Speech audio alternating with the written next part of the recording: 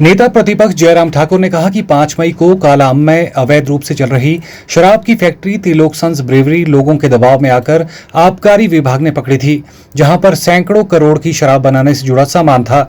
शुरुआती कार्रवाई के बाद आबकारी विभाग ढीला पड़ गया और आज तक उस फैक्ट्री के किंग पिन को नहीं पकड़ा गया। इस मामले में मुख्यमंत्री कार्यालय की संलिप्तता भी सामने आई थी। इसके बाद ही कार्रवाई रोक दी गई। जयराम ठाकुर ने कहा कि प्रदेश में भ्रष्टाचार अब चरम स्तर पर पहुंच गया है। हिमाचल प्रदेश में इतने बड़े स्तर पर चल रही शराब की फैक्ट्री को आखिर किसका संरक्षण मिल रहा था और इस फैक्ट्री का किंग पिन कहां है, ये प्रदेश के लोग जानना चाहते हैं। नेता प्रतिपक्ष ने कहा कि आबकारी विभाग की टीम ने काला अम्ब की शराब फैक्ट्री की रेड के दौरान विस्की की लगभग 250 पेटियां जब्त की थी। उन्होंने कहा कि आखिर करोड़ों रुपए की अवैध शराब बनाने वाली इस फैक्ट्री और उसके आकाओं को कौन बचा रहा है, क्यों बचा रहा है, इस सवाल का जवाब मिलना चाहिए। अब ये घटना और हुई कि काला अम्ब के नजदीक एक अवैध तरीके से एक शराब की फैक्ट्री चल रही है और लगभग पिछले 2 वर्षों से चल रही है।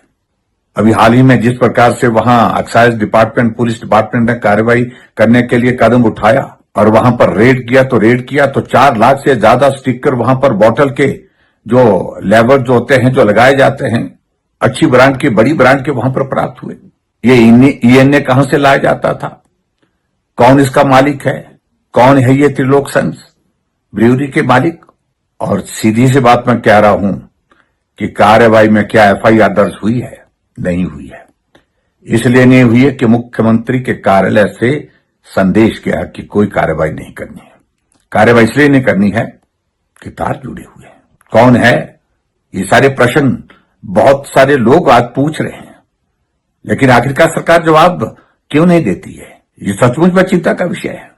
अभी मैं समाचार देख रहा था कि स्वारघाट के पास से एक आलू का ट्रक पकड़ा गया, उसमें 580 शराब की पकड़ी गई है। एक्साइज पॉलिसी पर बहुत बड़ी बातें करते हैं मुख्यमंत्री। हमने इतना रेवेन्यू जनरेट कर लिया, इतना रेवेन्यू हमने प्राप्त कर लिया, लेकिन जो सच्चाई निकली, जो रेवेन्यू मिला है हिमाचल प्रदेश में, जो नॉर्मल ग्रोथ होती है रेवेन्यू की, वही रेवेन्यू हिमाचल प्रदेश में एक्साइज से आया है। आज हिमाचल प्रदेश में कोई भी शराब के ठेके लेने के लिए आगे नहीं आ रहा है। और क्यों नहीं आ रहा है? क्यों? बहुत सारे जो ठेके हिमाचल प्रदेश में जहां पर बोली ही नहीं हो पाई है। आज ऐसी स्थिति बन गई हिमाचल प्रदेश में कि शराब बेचने के लिए सिविल सप्लाई कॉर्पोरेशन को लगा दिया गया, म्युनिसिपल कॉर्पोरेशन को लगा दिया, म्युनिसिपल कॉर्पोरेशन के कर्मचारियों को लगा दिया गया, मल्टीटास्क वर्कर्स को लगा दिया गया। ऐसा तमाशा हमने कहीं आज से पहले नहीं देखा।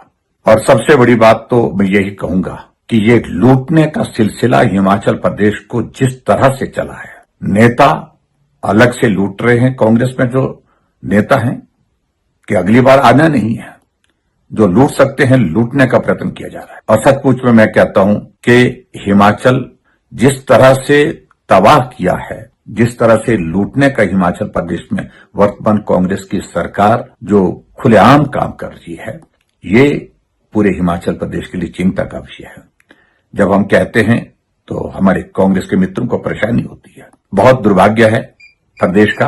और ऐसी सूरत में मैं कह सकता हूं इस बात को कि ऐसी सरकार हिमाचल ने कभी ना देखी है, ना ही कल्पना की है। ये भ्रष्टाचार के स्मारक हिमाचल प्रदेश में कहां कहां खड़े हो रहे हैं। पेखूवाला जिस प्रोजेक्ट को लेकर के मुख्यमंत्री ने विधानसभा के अंदर बार बार कहा कि हमने 1 साल के भी कम समय में जो है वो बिजली पैदा करके जो है वो 32 मेगावाट बिजली जनरेट करके वहां पर 25 करोड़ रुपए रेवेन्यू आएगा। लेकिन सही मायने में पेखूवाला भ्रष्टाचार के वर्तमान सरकार का एक जीता जागता सबूत है। सबूत ही नहीं, वो जीता जागता एक स्मारक है। ब्यूरो रिपोर्ट, चैनल 9, मंडी।